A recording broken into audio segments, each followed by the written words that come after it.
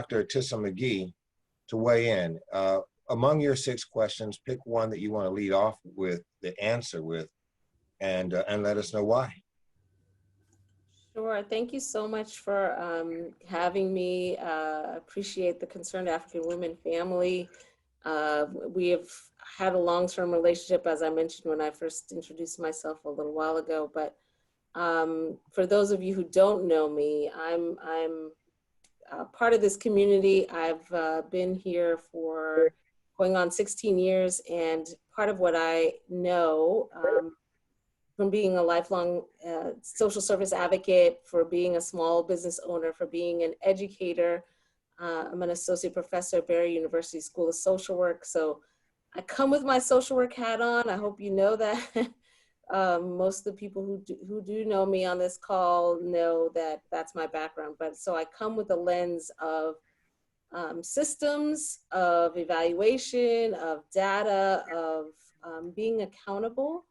And so there's 3 pillars that I'm going to be working overall around, and those 3 pillars are going to be around accountability and accessibility. I think it's going to be vitally important that you have access to your county commissioner. And the second pillar that I'm going to be working around is collective action and impact. So I'm not going to be doing this work alone.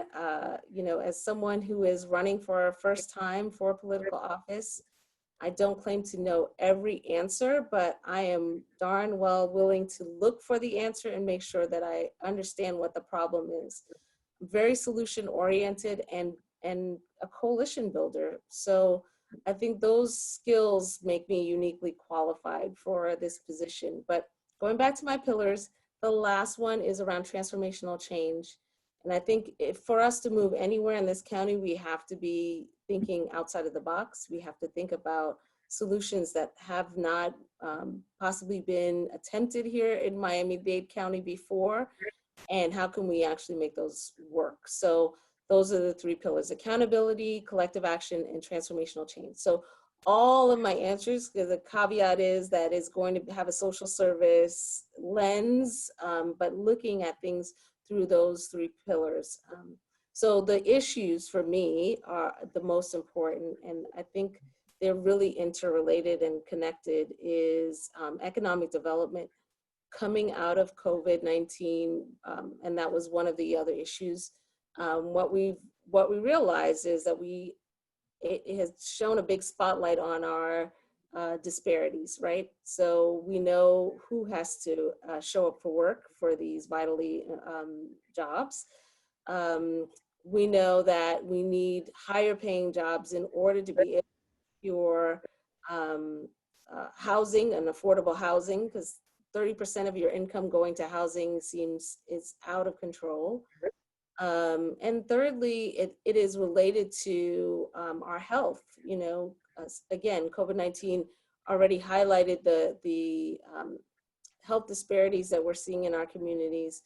And so I want to make sure that we are addressing those things as relates to COVID. The final thing from that I realized is that leadership is so vitally important. You realize that there are people that don't understand what's going on or are communicating the wrong messages to our communities. And we want to make sure that people are well informed about all of the opportunities that they have in order to be safe, to be protected, to be able to live and improve their quality of life. So those are the things that I would address. I mean, we could spend a lot of time talking about individually specific actions, but I would love to do that at any point in time with you all, but that's kind of the overall picture.